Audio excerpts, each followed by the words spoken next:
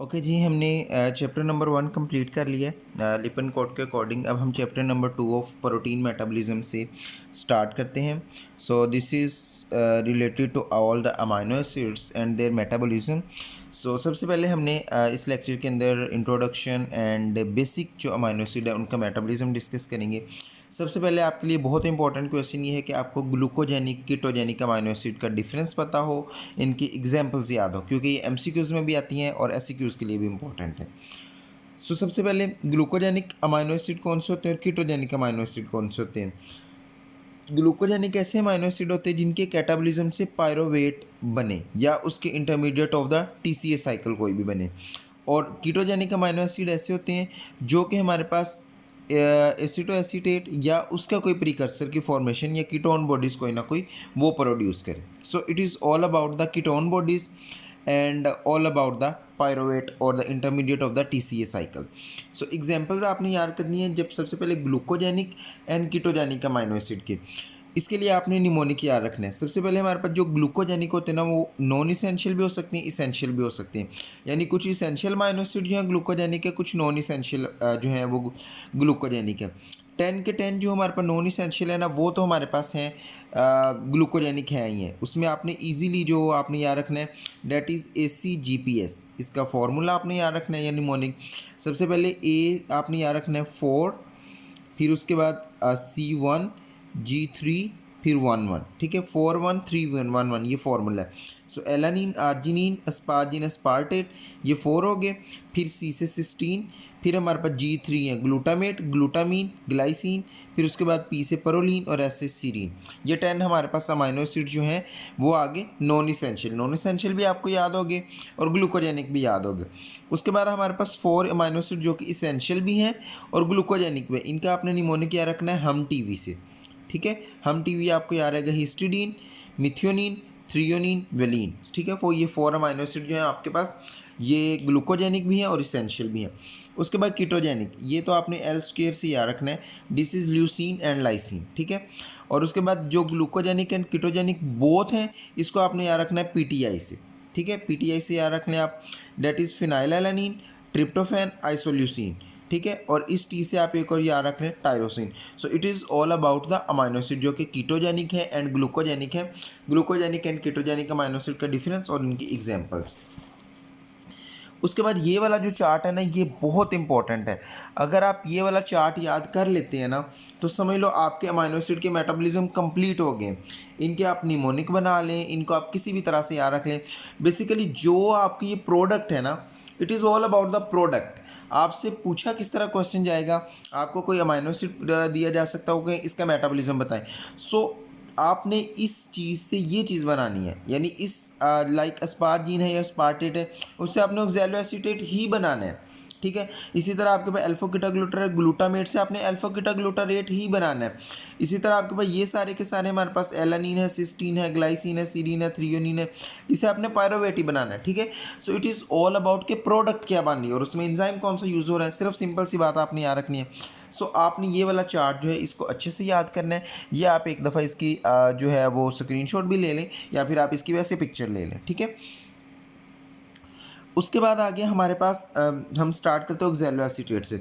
Just like oxalo acetate से हमारे पास oxalo acetate कैसे बनता है, हम बिल्कुल सिंपल सी जल्दी जल्दी में करते हैं। जैसे कि अस्पार्टेट और अल्फा कीटा ग्लूटारेट दोनों मिलके अस्पार्टेट से ऑक्सैलो एसीटेट बन गया प्लस ग्लूटामेट बन गया, क्योंकि ये दोनों मिलके आपने पहले भी हमने पढ़ा था ये वाला कि इससे हमारे पास डायरेक्टली क्या बन गया ऑक्सैलो एसीटेट बन गया।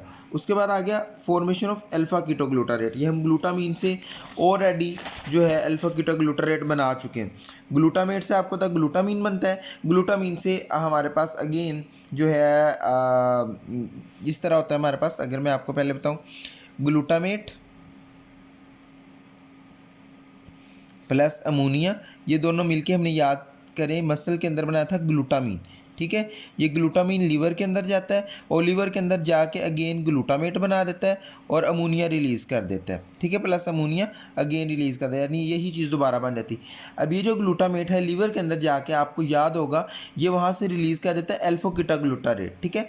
अल्फा कीटा ग्लूटारेट रिलीज़ करके अमोनिया भी रिलीज़ कर देता है, ठीक है, यानी एक और अमोनिया रिलीज़ कर देता है और अल्फा कीटा ग्लूटारेट के अंदर कन्वर्ट होता है। This is oxidative deamination. So oxidative deamination से हमारे पास अल्फा कीटा ग्लूटारेट बन जाता है। अल्फा कीटा ग्लूटारेट प्रोलीन से भी बनता है, ठीक है। उसके अलावा आर्जिनिन से भी बनता है, हिस्टिडीन से बनता है, ये सिंपल इसके जो हैं वो है। उसके बाद आ गया पायरोवेट। पायरोवेट जो है एलानिन से भी बनता है, जैसे कि आपको पता है एलानिन प्लस अल्फा कीटा ग्लूटारेट मिलके ग्लूटामेट प्लस पायरोवेट बनाते हैं, ठीक है, जो कि एलानिन ट्रांसअमाइनेज की मदद से बनाते हैं। उसके बाद आ गया सीरीन। सीरीन से भी हमारे पास जो है वो पायरोवेट बनता है। सीरीन से दो प्रोडक्ट्स बन सकती है, या तो ग्लाइसिन बन सकती है या पायरोवेट बन सकता है। सो इट विल डिपेंड कि हमारे पास इंजाइम वहाँ पे कौन सा एक्ट कर रहा है। सो अगर सीरीन हाइड्रोजनेज एक्ट करेगा तो पायरोवेट बन जाएगा, अगर serine hydroxy methyl transferase act करेगा तो ग्लाइसिन बन जाएगा। अगेन ग्लाइसिन से हमारे पास सीरीन भी बन जाएगा और पायरोवेट भी बन जाएगा फाइनली, ठीक है।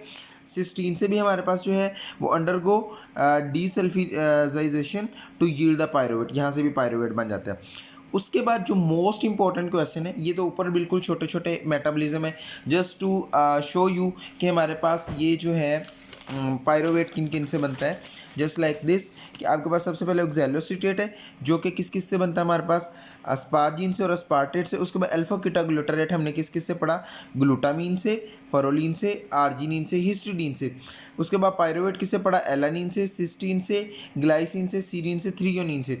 अब हम आ गए हैं जी फ्यूमरेट, ये फिनाइलएलानिन और टायरोसिन से बनता है हमारे पास, यहाँ पे आ गए हम। और ये वाला जो है रिएक्शन आपका बहुत ज़्यादा इंपॉर्टेंट है, सो इसको आपने अच्छे से जो है वो याद करना है। सबसे पहले आपके पास फिनाइलएलानिन और टायरोसिन।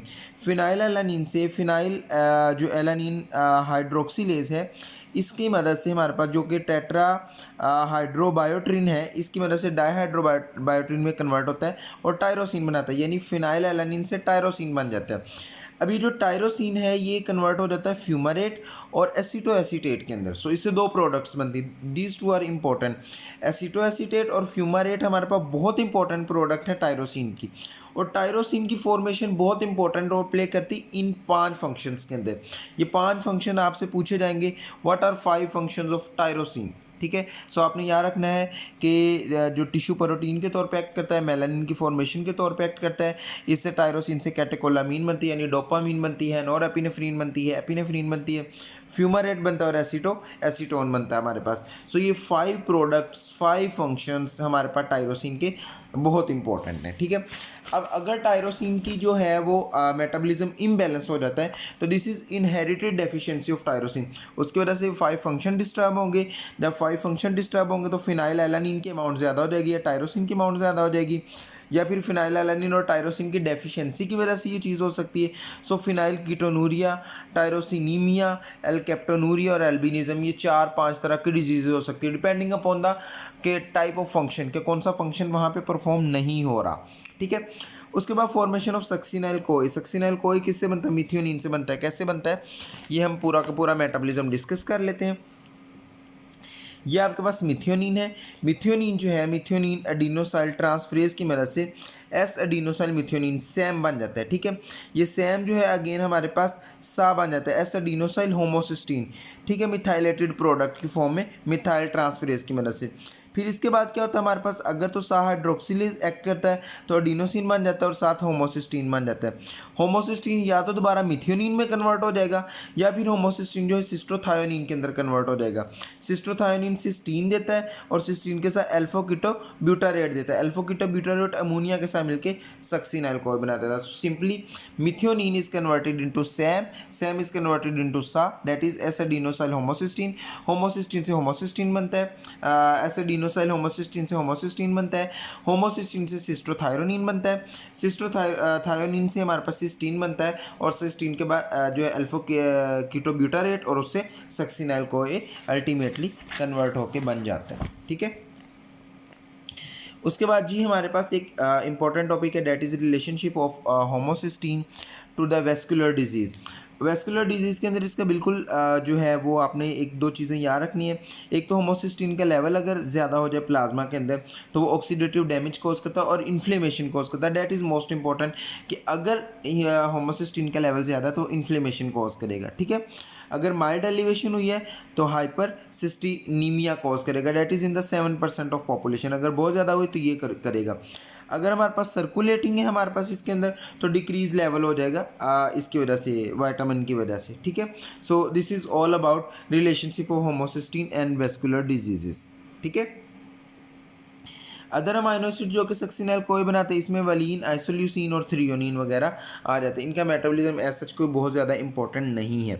उसके बाद एसिटाइल कोई, इसमें ट्रिप्टोफैन है, ल्यूसिन है, आइसोल्यूसिन है एंड लाइसिन है। इनके मेटाबॉलिज्म को बस आपने एक दफ़ा नज़र में देख लेना, बहुत ज़्यादा इंपॉर्टेंट ये वाले नहीं है, ठीक है। उसके बाद जो इंपॉर्टेंट क्वेश्चन है that is about the branch chain amino acid. Branch chain amino acid का मेटाबॉलिज्म बहुत ज़्यादा इंपॉर्टेंट है, ये आपने याद रखना है, ठीक है। सो ये ब्रांच चेन अमाइनो एसिड का मेटाबॉलिज्म आपको नज़र आ रहा है। सबसे पहले आपके पास जो ब्रांच चेन अमाइनो एसिड है, ल्यूसिन है, वलीन है, आइसोल्यूसिन है। सबसे पहले हमारे पास जो है जो एंजाइम है that is branch chain amino acid transaminase, that is branch chain amino acid transaminase, BCAA ट्रांसअमाइनेज, जो कि हमारे पास इन तीनों को कन्वर्ट करता है ट्रांसएमिनेशन के through alpha keto isocaproic acid में ल्यूसीन को, alpha keto isovaleric acid में and alpha keto beta methyl valeric acid में आइसोल्यूसिन को। सो ये तीन प्रोडक्ट्स बनती हैं बाय हमारे पास branch chain amino acid transaminase. हम वन बाय वन डिस्कस करते हैं पहले पूरा फ्लो। अच्छा, एल्फो कीटो आइसोकेप्रोइक एसिड बनता है, फिर हमारे पास ऑक्सीडेटिव डीकार्बोक्सिलेशन से हमारे पास आइसोवेलेराइल कोई बनता है, आइसोवेलेराइल कोई से एफएडे लिंक डिहाइड्रोजिनेशन होती है जिससे बीटा मिथाइल कोरोनाइल ए बनता है, जिससे हमारे पास बीटा मिथाइल ग्लूटाकोमाइल ए बनता है हमारे पास, जिससे HMG कोए बनता है, HMG कोए से एसिटो एसीटेट और एसिटाइल कोए बन जाता है। सो एसिटाइल कोए से branch chain amino acid directly इस तरह बना देते हैं। उसके बाद वलीन और आइसोल्यूसिन में हमारे पास एल्फोकीटा आइसोवेलेरिक एसिड जिससे आइसोब्यूटराइल कोए बनता है, यहाँ पे आइसोवेलेराइल कोए बनता है, यहाँ पे आइसोब्यूटराइल कोए बनता है। आइसोब्यूटराइल ए आगे अगेन इसकी प्रोडक्ट जो आइसोल्यूसिन की होती है अल्फा मिथाइल ब्यूटराइल कोए से हमारे पास ये दोनों चीज़ें मिलकर प्रोपनाइल कोए बनाते हैं और एसिटाइल कोए, यहाँ पे एसिटाइल कोए भी बन गया, प्रोपनाइल कोए जो मिथाइल मेलोनाइल कोए और उसके बाद सक्सिनाइल कोए के अंदर कन्वर्ट हो जाता है। सो यहाँ पे एक क्वेश्चन पूछा जाता है कि ऐसे कौन से दो अमाइनो एसिड जिनसे एसिटाइल कोए भी बनता है और सक्सिनाइल कोए भी बनता है। तो आपने याद रखना है वैलीन और आइसोल्यूसिन इन दोनों से मिलके सक्सिनाइल कोए भी बनता है और एसिटाइल कोए भी बनता है, ठीक है। उसके बाद आपके पास आ गया जी फोलिक एसिड मेटाबॉलिज्म। ये आपको पता है ऑलरेडी कि हमारे पास फोलिक एसिड से डाइहाइड्रोफोलिक एसिड बनता है, टेट्राहाइड्रोफोलिक एसिड बनता है, जिससे आगे जो है टेट्राहाइड्रोफोलिक एसिड से हिस्टिडीन और इसी तरह ग्लाइसिन सीरीन ये कन्वर्ट होके ये चीज़ें मिलके इनके साथ हमारे पास मिथेनाइल टेट्राहाइड्रोफोलेट बनता है, मिथाइलिन टेट्राहाइड्रोफोलेट बनता है। ये फोलिक एसिड का मेटाबॉलिज्म आप ऑलरेडी फर्स्ट ईयर में भी डिस्कस कर चुके हैं, ये सारा का सारा वही है। उसके बाद नॉन इसेंशियल अमाइनो एसिड का भी जो है वो एसच वो वाला इतना इंपॉर्टेंट नहीं है, क्योंकि ग्लूटामिन का आप ऑलरेडी पढ़ चुके हैं, पायरोवेट का आप ऑलरेडी एलानिन तक पढ़ चुके हैं, ऑक्सैलोएसीटेट का भी आप ऑलरेडी पढ़ चुके हैं, अस्पारजीन का भी आप ऑलरेडी पढ़ चुके हैं। ये सारे वही मेटाबॉलिज्म बार बार आ रहे हैं कि आपने वही वाले याद रख लेने हैं, ठीक है। सो ये एक दफ़ा आपने नज़र में देख लेने हैं, इसमें एसच कोई भी इम्पोर्टेंट नहीं है, ठीक है। इसके बाद हम डिसऑर्डर्स पे नेक्स्ट वीडियो में बात करते हैं।